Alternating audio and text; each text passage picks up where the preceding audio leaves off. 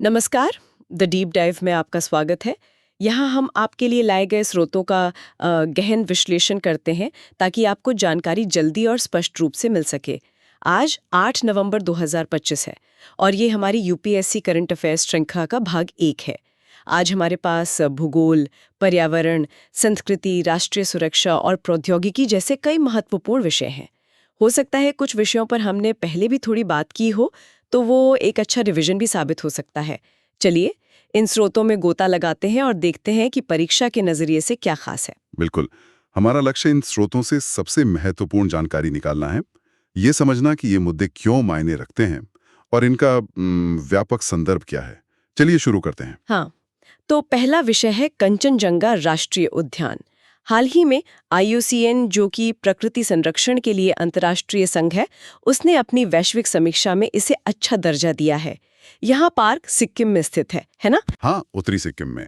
और देखिए, इसकी सबसे खास बात यह है कि ये सिर्फ एक राष्ट्रीय उद्यान नहीं, बल्कि कंचनजंगा बायोस्फीयर रिजर्व यानी KBR का एक महत्वपूर्ण हिस्सा है। अच्छा। साथ ही ये भारत का पहला मिश्रित यूनेस्को विश्व धरोहर स्थल भी है। इसे 2016 में ये दर्जा मिला क्योंकि ये प्राकृतिक रूप से भी अद्भुत है और इसका सांस्कृतिक महत्व भी बहुत ज्यादा है। ओ हाँ, मिश्रित साइट, ये तो काफी यूनिक है। और हाँ, दुनिया की तीसरी सबसे ऊंची चोटी माउंट कंचनजंगा वो भी यही है। वाह। और इसके भूगोल के बारे में कुछ और रोचक बातें भी हैं शायद। मैंने पढ़ा था कि यह पूरी तरह सिक्किम नेपाल सीमा पर है। हाँ, बिल्कुल। और इसकी ऊंचाई में गजब का अंतर है। सोचिए, 1220 मीटर से लेकर 8,586 मीटर तक। सही, यानी एक ही पार्क में 7 किलोमीटर से ज्यादा का वर्टिकल फैलाव। इसमें मैदान, घाटियां, झीलें, ग्लेशियर, बर्फ से ढके पहाड़ सब कुछ है। यहाँ 18 ग्लेशियर हैं, जिनमें सबसे बड़ा जेमू ग्लेशियर है। सुना है एशिया के सबसे बड़े ग्लेशियरों में से एक है ये। अच्छा, जेमू ग्लेशियर। हाँ, और ये पूरा क्षेत्र हिमालय वैश्विक जैव विविधता हॉटस्पॉट का भी हिस्सा है। मतलब यहाँ पौधों और जानवरों की ऐसी प्रजातियां मिलती हैं जो दुनिया में और कहीं नहीं है। और सांस्कृतिक रूप से लेप्चा जनजाति का जिक्र भी आता है इसके साथ। बिल्कुल, ये उन कुछ जगहों में से है जहाँ लेप्चा जनजातीय बस्तियां आज भी मौजूद हैं। ये भी इसके मिश्रित दर्जे का एक कारण है। और पेड़ पौधों की बात करें तो इतनी ऊंचाई की भिन्नता का मतलब है कि यहाँ कई तरह की वनस्पतियां मिलती होंगी, है ना? जरूर। उपोष्ण कटिबंधीय जंगलों से लेकर अल्पाइन घास के मैदानों तक सब कुछ है। ओक, फर, बर्च, मेपल जैसे पेड़ और खूबसूरत रोडोडेंड्रॉन के जंगल यहाँ पाए जाते हैं। और जीव जंतु, क्या यहाँ कोई खास प्रजातियां हैं जिनका यूपीएससी के लिहाज से जिक्र जरूरी है? हाँ, कई महत्वपूर्ण प्रजातियां हैं। हिम तेंदुआ, तिब्बती भेड़िया, वो प्यारा सा लाल पांडा, नीली भेड़ जिसे भरल भी कहते हैं, हिमालयन ताहर और मैनलैंड सीरो जैसे जीव यहाँ रहते हैं। अच्छा। और एक दिलचस्प तथ्य ये भी है कि भारत में पाई जाने वाली पक्षियों की लगभग आधी प्रजातियां अकेले इसी पार्क में मिल जाती हैं। आधी? ये तो बहुत ज्यादा है। हाँ, तो यूपीएससी के लिए याद रखने वाली मुख्य बातें: स्थान यानी सिक्किम, यूनेस्को की मिश्रित धरोहर स्थिति, अनोखी ऊंचाई रेंज जेमू ग्लेशियर, लेप्चा जनजाति और यहाँ पाए जाने वाले प्रमुख जीव जंतु। ये सब प्रीलिम्स और मेंस दोनों के लिए महत्वपूर्ण हो सकते हैं। बिल्कुल। पर्यावरण से ही जुड़ा हमारा अगला विषय है वेदांतंगल पक्षी अभयारण्य। ये तमिलनाडु के चेंगलपट्टू जिले में है और हाल ही में यहाँ हजारों प्रवासी पक्षियों के आने की खबर थी। कहते हैं यह देश के सबसे पुराने पक्षी अभयारण्यों में से एक है। हाँ, ये बहुत पुराना है और इसकी एक बहुत ही अनोखी बात है, ये एक जन संरक्षित जल पक्षी क्षेत्र है। जन संरक्षित? इसका मतलब है कि स्थानीय लोग, वहां के गांव वाले, सदियों से इस हेरोनरी यानी जहां बगुला प्रजाति के पक्षी प्रजनन करते हैं, उसकी रक्षा करते आ रहे हैं। अच्छा, पर क्यों? मतलब उन्हें क्या फायदा? हाँ, यही तो खास बात है। इसके पीछे एक सहजीवी रिश्ता है, सिम्बायोटिक रिलेशनशिप। पक्षी झील के किनारे पेड़ों पर घोंसले बनाते हैं और उनकी बीट, जिसे गुआनो कहते हैं, वो झील के पानी में गिरती है। इससे पानी पोषक तत्वों से, न्यूट्रिएंट से भरपूर हो जाता है। इस पानी का इस्तेमाल जब किसान सिंचाई के लिए करते हैं तो उनकी फसल कई गुना बढ़ जाती है। इसे लिक्विड गुआनो इफेक्ट कहते हैं। वाह, ये तो कमाल है। मतलब लोग पक्षियों और उनके घर की रक्षा करते हैं और बदले में उन्हें बेहतर फसल मिलती है। बिल्कुल, ये पारंपरिक ज्ञान और संरक्षण का एक बेहतरीन उदाहरण है। प्रकृति और इंसान के बीच के तालमेल। इसे कोई अंतर्राष्ट्रीय मान्यता भी मिली है क्या? हाँ, इसे अंतर्राष्ट्रीय स्तर पर एक महत्वपूर्ण पक्षी और जैव विविधता क्षेत्र यानी IBA के रूप में मान्यता प्राप्त है। ये कोरोमंडल तट जैविक प्रांत का हिस्सा है और हाँ, 2022 में इसे रामसर स्थल भी नामित किया गया था। रामसर साइट भी है ये, ठीक है। और कौन से खास पक्षी यहाँ आते? यहाँ कई प्रवासी और स्थानीय पक्षी आते हैं, जिनमें काला सिरवाला आइबिस, जिस पर हम आगे भी थोड़ी बात करेंगे शायद, Eurasian Spoonbill, black crown night heron और पेंटेड स्टॉक प्रमुख हैं। ये जगह दिखाती है कि कैसे समुदाय आधारित संरक्षण सफल हो सकता है। सही बात है। पर्यावरण और संरक्षण के बाद अब थोड़ा संस्कृति की ओर बढ़ते हैं। बाली यात्रा महोत्सव, हाल ही में काफी चर्चा थी इसकी। भारत के राष्ट्रपति ने भी इस अवसर पर बधाई दी थी। ये ओडिशा के कटक में होता है ना? हाँ बिल्कुल, कटक में महानदी के किनारे। बाली यात्रा का मतलब ही होता है बाली की यात्रा। बाली की यात्रा, तो इसका कोई ऐतिहासिक कनेक्शन है? हाँ, गहरा कनेक्शन है। ये हर साल कार्तिक पूर्णिमा पर मनाया जाता है, जो आमतौर पर अक्टूबर-नवंबर में आती है। ये उस दिन को याद करने के लिए मनाया जाता है जब प्राचीन काल में ओडिशा, जिसे तब कलिंग कहते थे, कि समुद्री व्यापारी इंडोनेशियाई द्वीपों, खासकर बाली के लिए अपनी यात्रा शुरू करते थे। ओह, तो ये कलिंग के समुद्री इतिहास से जुड़ा है। कि एकदम सही। यह प्राचीन कलिंग और बाली के साथ साथ जावा, सुमात्रा, बोर्नियो, बर्मा यानी म्यांमार और सिलोन यानी श्रीलंका जैसे दक्षिण और दक्षिण पूर्व एशियाई क्षेत्रों के बीच लगभग 2000 साल पुराने समुद्री और सांस्कृतिक संबंधों का प्रतीक है। 2000 साल पुराने संबंध? हाँ, यह सिर्फ एक मेला नहीं, बल्कि ओडिशा की समृद्ध समुद्री विरासत का उत्सव है। इस उत्सव में होता क्या है? मतलब कैसे मनाते हैं इसे? ये एक विशाल मेले का रूप ले लेता है।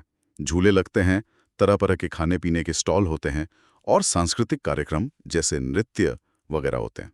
एक खास रस्म होती है बोयता बंधना। बोयता बंधना? हाँ, इसमें महिलाएं कागज, केले के तने या शोला पित्त से बनी छोटी नावें तैयार करती हैं, उनमें दिए जलाती हैं और फिर उन्हें महानदी में बहा देती हैं।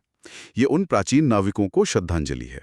ये तो बहुत सुंदर लगता होगा देखने में। हाँ बिल्कुल, UPSC के नजरिए से देखें तो ये उत्सव भारत के समुद्री इतिहास, दक्षिण पूर्व एशिया के साथ उसके प्राचीन व्यापारिक और सांस्कृतिक संबंधों, जिसे आज की एक्ट ईस्ट पॉलिसी के संदर्भ में भी देखा जा सकता है, और सांस्कृतिक परंपराओं की निरंतरता को समझने के लिए महत्वपूर्ण है। बिल्कुल। सांस्कृतिक धरोहर की बात चल रही है तो अगला विषय भी इसी से जुड़ा है हमारा, राष्ट्रीय गीत वंदे मातरम। हाल ही में इसके 150 वर्ष पूरे होने पर नई दिल्ली में कार्यक्रम का उद्घाटन प्रधानमंत्री ने किया। हाँ, वंदे मातरम हमारे इतिहास का एक अभिन्न अंग। इसे बंकिम चंद्र चटर्जी ने संस्कृत और बंगाली मिश्रित भाषा में लिखा था। ये मूल रूप से 1870 के दशक में रचा गया था, लेकिन पहली बार उनके उपन्यास आनंद मठ में 1882 में प्रकाशित हुआ। और इसकी धुन से बना, मतलब इसका इतना महत्व क्यों है? इसे पहली बार सार्वजनिक रूप से रविंद्रनाथ टैगोर ने 1896 में कलकत्ता में कांग्रेस अधिवेशन में गाया था। धीरे धीरे ये गीत स्वतंत्रता सेनानियों के लिए प्रेरणा का स्रोत बन गया। खासकर 1905 में बंग भंग आंदोलन के दौरान 7 अगस्त को इसे पहली बार एक राजनीतिक नारे के रूप में इस्तेमाल किया गया। ये जोश और देशभक्ति का पर्याय बन गया। अच्छा, 1905 से? हाँ, और एक और दिलचस्प बात, 1907 में मैडम भीकाजी कामा ने जर्मनी के स्टुटगार्ट में भारत का झंडा फहराया था। यह पहले बार था जब भारतीय झंडा विदेश में फहराया गया, और उस झंडे पर बीच में वंदे मातरम लिखा हुआ था। ओ, ये फैक्ट तो मुझे नहीं पता था। हाँ, अंततः 24 जनवरी 1950 को संविधान सभा ने इसे भारत के राष्ट्रीय गीत के रूप में अपनाया। इसे हमारे राष्ट्रगान जनगण मन के बराबर सम्मान दिया जाता है, हालांकि इसे किसी अवसर पर गाना अनिवार्य नहीं है। समझ गए। चलिए फिर से पर्यावरण की ओर लौटते हैं। वेदांतागल की बात करते हुए हमने काले सिर वाले आइबिस का जिक्र किया था। हाल ही में तमिलनाडु के थूथुकुडी जिले के नमक पैन क्षेत्रों में इन दुर्लभ सफेद आइबिस का एक झुंड देखा गया है। इन्हें ब्लैक हेडेड आइबिस भी कहते हैं, सही? हाँ बिल्कुल। वैज्ञानिक नाम है थ्रस्कियोर्निस मेलानोसेफेलस। ये वेडर बर्ड्स कहलाते हैं, यानी ऐसे पक्षी जो पानी के किनारे या कम गहरे पानी में चलते हैं और भोजन तलाशते हैं। दिखने में कैसे होते हैं ये काफी बड़े होते हैं, लगभग 65-76 सेंटीमीटर के। शरीर सफेद होता है, लेकिन गर्दन और सिर बिना पंखों के काले रंग के होते हैं, इसीलिए ब्लैक हेडेड आइबिस कहते हैं। नर और मादा दिखने में एक जैसे होते हैं। और ये कहाँ पाए जाते हैं? क्या ये खतरे में है? ये दक्षिण और दक्षिण पूर्व एशिया में पाए जाते हैं, भारत से लेकर पूर्व में जापान तक। ये मुख्य रूप से आर्द्र भूमियों जैसे झीलें, तालाब, दलदल और धान के खेतों के आसपास रहते हैं। कभी कभी सूखे खेतों और तटीय इलाकों में भी दिख जाते हैं। संरक्षण की बात करें तो IUCN की रेड लिस्ट में इन्हें लीस्ट कंसर्न यानी कम चिंताजनक श्रेणी में रखा गया है। अच्छा, तो मतलब अभी इनकी आबादी ठीक ठाक है। हाँ, फिलहाल इनकी आबादी पर कोई बड़ा खतरा नहीं है, लेकिन इनके आवास यानी वेटलैंड्स का संरक्षण बहुत जरूरी है। वेटलैंड्स कम होंगे तो इन पर असर पड़ेगा ही। सही बात है। ठीक है, अब थोड़ा तकनीकी क्षेत्र की ओर बढ़ते हैं। राष्ट्रीय तकनीकी वस्त्र मिशन यानी NTTM, ये हाल ही में चर्चा में था क्योंकि इसने NITRA northern India textile research association के साथ मिलकर सुरक्षात्मक वस्त्रों के लिए स्वदेशी थर्मल परीक्षण उपकरण विकसित करने में मदद की है।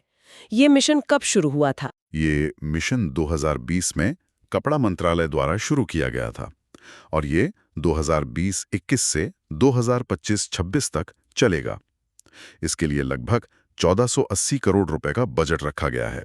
मकसद है भारत को तकनीकी वस्त्रों के क्षेत्र में एक ग्लोबल लीडर बनाना। तकनीकी वस्त्र, ये टर्म थोड़ा समझाएंगे। ये आम कपड़ों से कैसे अलग है? हाँ, देखिए, तकनीकी वस्त्र वे कपड़े या उत्पाद होते हैं जिन्हें उनकी सुंदरता या सजावट के लिए नहीं, बल्कि उनके तकनीकी प्रदर्शन और खास गुणों यानी फंक्शनल प्रॉपर्टीज के लिए इस्तेमाल किया जाता है। जैसे कि? जैसे आग से बचाने वाले कपड़े जो फायर फाइटर्स पहनते हैं, बुलेट प्रूफ जैकेट, कार के एयरबैग, सड़कों के निर्माण में इस्तेमाल होने वाले जियो टेक्सटाइल, मेडिकल इम्प्लांट्स में लगने वाले धागे या मेश, सैटेलाइट में लगने वाले हल्के और मजबूत फैब्रिक, ये सब तकनीकी वस्त्र के उदाहरण हैं। इन्हें इंडस्ट्रियल टेक्सटाइल या फंक्शनल टेक्सटाइल भी कहते हैं। ओह, तो इसका दायरा तो बहुत बड़ा है। बिल्कुल नहीं। मतलब सिर्फ पहनने वाले कपड़े नहीं? बिल्कुल नहीं। इन्हें 12 मुख्य श्रेणियों में बांटा गया है, जैसे एग्रोटेक कृषि में उपयोग, बिल्डटेक निर्माण, मेडिटेक चिकित्सा, जियोटेक सिविल इंजीनियरिंग, प्रोटेक सुरक्षात्मक वस्त्र, मोबिलटेक ऑटोमोबाइल, स्पोर्ट्स टेक खेलकूद, पैकटेक पैकेजिंग वगैरह। तो इस मिशन का मुख्य उद्देश्य क्या है? इसके 4 मुख्य कंपोनेंट हैं। पहला, रिसर्च, इनोवेशन और डेवलपमेंट को बढ़ावा देना। दूसरा? प्रमोशन और मार्केट डेवलपमेंट। तीसरा? Export promotion. और चौथा? एजुकेशन, ट्रेनिंग और स्किल डेवलपमेंट। लक्ष्य है कि 2025-26 तक भारत में तकनीकी वस्त्रों का घरेलू बाजार 40 से 50 बिलियन डॉलर्स तक पहुंच जाए। ये आत्मनिर्भर भारत अभियान से भी जुड़ा एक महत्वपूर्ण कदम है। काफी महत्वाकांक्षी लक्ष्य है। चलिए, तकनीक से अब अंतर्राष्ट्रीय सहयोग की ओर चलते हैं। जी। एक खबर है कि बांग्लादेश दक्षिण एशिया में संयुक्त राष्ट्र जल सम्मेलन UN वाटर कन्वेंशन में शामिल होने वाला पहला देश बन गया है। ये कन्वेंशन क्या है? क्या ये नया है? नया तो नहीं है। इसका पूरा नाम है सीमा पार जलमार्गों और अंतर्राष्ट्रीय झीलों के संरक्षण और उपयोग पर कन्वेंशन। इसे 1992 में हेलसिंकी फिनलैंड में अपनाया गया था और ये 1996 में लागू हुआ। अच्छा, 1992 का है ये? हाँ, शुरुआत में ये मुख्य रूप से यूरोप के देशों के लिए था, पैन यूरोपियन रीजन के लिए, लेकिन मार्च 2016 में इसे वैश्विक बना दिया गया और अब संयुक्त राष्ट्र का कोई भी सदस्य देश इसमें शामिल हो सकता है। बांग्लादेश का शामिल होना इसलिए महत्वपूर्ण है क्योंकि वो दक्षिण एशिया से पहला देश बना है। तो इसका मुख्य उद्देश्य क्या है और क्या ये कानूनी रूप से बाध्यकारी है? हाँ, ये एक लीगली बाइंडिंग इंस्ट्रूमेंट है, कानूनी रूप से बाध्यकारी समझौता। इसका मुख्य उद्देश्य है साझा जल संसाधनों जैसे नदियां या झीलें जो एक से अधिक देशों से होकर बहती हैं या उनकी सीमा पर स्थित हैं, उनका सस्टेनेबल मैनेजमेंट करना। सस्टेनेबल मैनेजमेंट मतलब पानी का उपयोग उचित और न्याय संगत तरीके से हो। पानी से होने वाले प्रदूषण या अन्य नेगेटिव इम्पैक्ट्स को रोका या कम किया जा सके और पानी को लेकर देशों के बीच सहयोग बढ़े ताकि संभावित संघर्षों को टाला जा सके।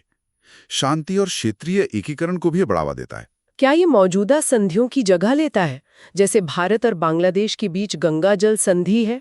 नहीं, ये मौजूदा द्विपक्षीय या बहुपक्षीय समझौतों की जगह नहीं लेता, बल्कि उन्हें सपोर्ट करता है। कन्वेंशन के तहत जो देश समान सीमा पार जल साझा करते हैं, उन्हें आपस में विशिष्ट समझौते करने और जॉइंट बॉडीज जैसे रिवर बेसिन ऑर्गेनाइजेशन स्थापित करने के लिए प्रोत्साहित किया जाता है। इसे कौन मैनेज करता है? इसे संयुक्त राष्ट्र आर्थिक आयोग यूरोप यानी UNECE सचिवालय सेवाएं प्रदान करता है। बांग्लादेश का इसमें शामिल होना दक्षिण एशिया में ट्रांस बाउंड्री वाटर कोऑपरेशन के लिए एक पॉजिटिव सिग्नल है, खासकर जब इस रीजन में कई नदियां कई देशों से होकर बहती हैं। ये SDGs, खासकर SDG 6 clean water and sanitation को प्राप्त करने में भी मदद करता है। ठीक है। अब रक्षा और प्रौद्योगिकी से जुड़ी एक खबर। अमेरिकी वायुसेना ने हाल ही में एक मिनटमैन 3 अंतर महाद्वीपीय बैलिस्टिक मिसाइल यानी ICBM का परीक्षण किया है। बताया गया कि ये परीक्षण पहले से निर्धारित था और मिसाइल निहत्थी थी। ये मिनटमैन 3 मिसाइल क्या है? काफी नाम सुना है इसका। हाँ, LGM-30G मिनटमैन 3 अमेरिका की एक बेहद महत्वपूर्ण ICBM है। ICBM मतलब इंटरकॉन्टिनेंटल बैलिस्टिक मिसाइल, जो एक महाद्वीप से दूसरे महाद्वीप तक मार कर सकती है। LGM का मतलब है साइलोस से लॉन्च होने वाली L, जमीनी लक्ष्य पर हमला करने वाली G और गाइडेड मिसाइल M। ये कब बनी थी? इसे 1970 के दशक की शुरुआत में सेवा में लाया गया था और यह अमेरिका की पहली मिसाइल थी जिसमें MIVV तकनीक थी।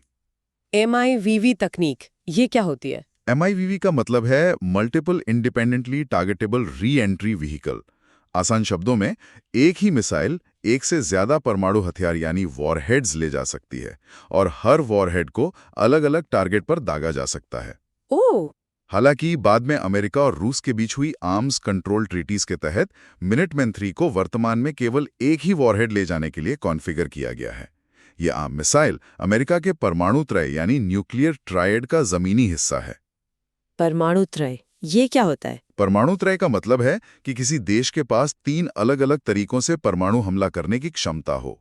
जमीन आधारित मिसाइलों से, जैसे मिनटमैन 3, पनडुब्बी से लॉन्च की जाने वाली बैलिस्टिक मिसाइलों यानी SLBM से, और हवाई जहाजों यानी स्ट्रेटेजिक बॉम्बर से परमाणु बम या मिसाइल गिराकर। अच्छा, 3 तरीके। हाँ, माना जाता है कि त्रय होने से देश की परमाणु निवारण क्षमता डेटरेंस ज्यादा मजबूत होती है, क्योंकि दुश्मन के लिए एक ही बार में सभी क्षमताओं को नष्ट करना मुश्किल होता है। मिनटमैन 3 की कुछ खासियतों के बारे में बताएं, स्पीड, रेंज वगैरह। हाँ, ये 3 चरण वाली सॉलिड फ्यूल रॉकेट मोटर से चलती है, जिससे इसे जल्दी लॉन्च किया जा सकता है। इसकी स्पीड बहुत तेज है, लगभग मैक 23, यानी आवाज की गति से 23 गुना ज्यादा। मैक 23, ये तो हाइपरसोनिक हुई। बिल्कुल। इसकी रेंज 13,000 किलोमीटर तक है। इसे बेहद सुरक्षित भूमिगत साइलों में रखा जाता है। हालांकि ये 50 साल से ज्यादा पुरानी तकनीक है, इसे लगातार अपग्रेड किया गया है। अमेरिका इसे 2029 तक नई GBSD मिसाइलों से बदलना शुरू करेगा। GBSD? Ground based strategic deterrent. ये नई मिसाइलें होंगी। अमेरिका के पास अभी लगभग 440 मिनटमैन 3 मिसाइलें हैं। ये परीक्षण अमेरिका की परमाणु क्षमता की विश्वसनीयता को जांचने के लिए नियमित रूप से किए जाते हैं। समझ गई। तकनीक से जुड़ा एक और मुद्दा है जो आजकल चिंता का विषय बन रहा है, GPS स्पूफिंग। हाल ही में दिल्ली के इंदिरा गांधी अंतर्राष्ट्रीय हवाई अड्डे पर उड़ानों के संचालन में GPS स्पूफिंग के कारण व्यवधान की खबरें आई थी। ये स्पूफिंग आखिर है क्या? सुना तो है, पर ठीक से पता नहीं। हाँ, ये काफी सीरियस इशू बनता जा रहा है। स्पूफिंग एक तरह का साइबर हमला है, जिसमें हमलावर नकली डेटा या सिग्नल भेजकर खुद को कोई भरोसेमंद स्रोत या व्यक्ति दिखाने की कोशिश करता है। मकसद होता है सिस्टम या यूजर को धोखा देना। इसके और भी प्रकार होते हैं क्या? हाँ, कई प्रकार हैं, जैसे IP स्पूफिंग, जहां हमलावर अपनी पहचान छिपाने के लिए नकली IP एड्रेस का उपयोग करता है। ये अक्सर DDoS हमलों में होता है। या कॉलर ID स्पूफिंग, जहां फोन पर गलत नंबर दिखाया जाता है। SMS स्पूफिंग भी होती है। तो GPS स्पूफिंग में क्या होता है? ये GPS जैमिंग से कैसे अलग है? ये अच्छा सवाल है। देखिए, GPS जैमिंग में तो GPS सिग्नल को ब्लॉक या जैम कर दिया जाता है, जिससे डिवाइस को अपनी लोकेशन पता ही नहीं चलती, सिग्नल मिलना बंद हो जाता है। ओके। लेकिन GPS स्पूफिंग ज्यादा खतरनाक है। इसमें हमलावर नकली GPS सिग्नल भेजता है, जो असली सैटेलाइट सिग्नल से ज्यादा ताकतवर होते हैं। अच्छा, नकली सिग्नल। हाँ, विमान या कोई अन्य GPS रिसीवर इन नकली ज्यादा ताकतवर सिग्नलों को असली मान लेता है और अपनी स्थिति यानी लोकेशन, ऊंचाई, समय और गति के बारे में गलत जानकारी कैलकुलेट करने लगता है। इसका असर क्या हो सकता है फ्लाइट्स पर? इसका नतीजा बहुत गंभीर हो सकता है। विमान का नेविगेशन सिस्टम पूरी तरह गड़बड़ा सकता है। पायलट को लग सकता है कि वो सही रास्ते पर है, पर असल में वो कहीं और जा रहा हो। इससे विमान रास्ता भटक सकता है, किसी प्रतिबंधित हवाई क्षेत्र में जा सकता है या टक्कर का खतरा भी पैदा हो सकता है। ये तो बहुत खतरनाक है। हाँ, बिल्कुल। ये समस्या आजकल बढ़ रही है, खासकर संघर्ष क्षेत्रों के आसपास, जैसे काला सागर क्षेत्र, मध्य पूर्व या जहां इलेक्ट्रॉनिक युद्ध चल रहा हो। International air transport association IATA ने बताया कि 2024 में संघर्ष क्षेत्रों के ऊपर GPS जैमिंग या स्पूफिंग के 4 लाख से ज्यादा मामले दर्ज किए गए। 4 लाख से ज्यादा? हाँ, जो पिछले साल से 62% ज्यादा हैं। ये विमानन सुरक्षा के लिए एक बड़ी चुनौती बन गया है और इससे निपटने के लिए नई तकनीकों और प्रक्रियाओं की जरूरत है। वाकई चिंताजनक है। चलिए अब अंत में एक अनोखे सांस्कृतिक और धार्मिक स्थल की बात करते हैं, करणी माता मंदिर, जिसे राजस्थान का चूहों का मंदिर भी कहा जाता है। हाल ही में एक वायरल वीडियो की वजह से ये फिर से चर्चा में आया। हाँ, करणी माता मंदिर देशनोक बीकानेर में। ये वाकई एक अनोखी जगह है। ये मंदिर करणी माता को समर्पित है, जिन्हें स्थानीय लोग देवी दुर्गा का अवतार मानते हैं। करणी माता कौन थीं? इनका इतिहास क्या है? के लिए जानी जाती थी। स्थानीय लोग उनका बहुत सम्मान करते थे और उनके कई अनुयायी थे। अच्छा। कहा जाता है कि जोधपुर के मेहरानगढ़ किले और बीकानेर के किले की नींव भी उन्हीं के आशीर्वाद से रखी गई थी। उनके कई मंदिर हैं, पर देशनोक का ये मंदिर सबसे प्रसिद्ध है। और इसे चूहों का मंदिर क्यों कहते हैं? ये बात काफी फेमस है। हाँ, क्योंकि इस मंदिर परिसर में हजारों चूहे रहते हैं। अनुमान है कि 20,000 से ज्यादा। और इन चूहों को पवित्र माना जाता है। उन्हें काबा कहा जाता है। 20,000 चूहे, और उन्हें पूजते हैं? हाँ, श्रद्धालु इन्हें पूजते हैं, इन्हें दूध और प्रसाद खिलाते हैं। ऐसी मान्यता है कि ये चूहे करणी माता के वंशज या उनके अनुयायी हैं, जो मृत्यु के बाद चूहे के रूप में जन्मे हैं। ये तो बहुत ही अलग मान्यता है। क्या इन चूहों में भी कुछ खास है? सफेद चूहों के बारे में भी सुना है। हाँ, कहा जाता है कि इन हजारों काले चूहों के बीच कुछ सफेद चूहे भी हैं।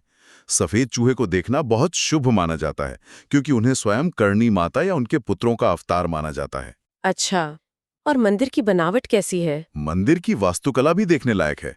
वर्तमान संगमरमर का ढांचा 20वीं सदी की शुरुआत में बीकानेर के महाराजा गंगा सिंह ने बनवाया था। इस पर मुगल स्थापत्य का प्रभाव भी दिखता है। मंदिर के चांदी के दरवाजों पर देवी की कहानियों को खूबसूरती से उकेरा गया है। गर्भगृह में करणी माता की मूर्ति है। यह आस्था, इतिहास और अनोखी परंपरा का संगम है। वाकई अनोखी जगह है।